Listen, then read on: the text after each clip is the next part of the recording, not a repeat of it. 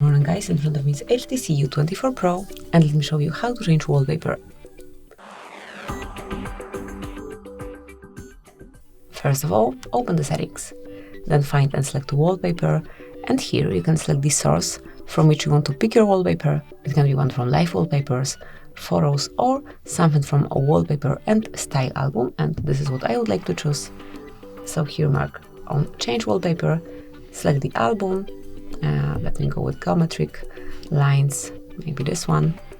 Now you can see how it looks on both home and lock screen, and if you want to apply it, just tap on confirmation mark and finally decide if it's for your home screen only, just your lock screen, or both. And that's it, that would be all. So thank you for watching, please subscribe our channel and leave the thumbs up.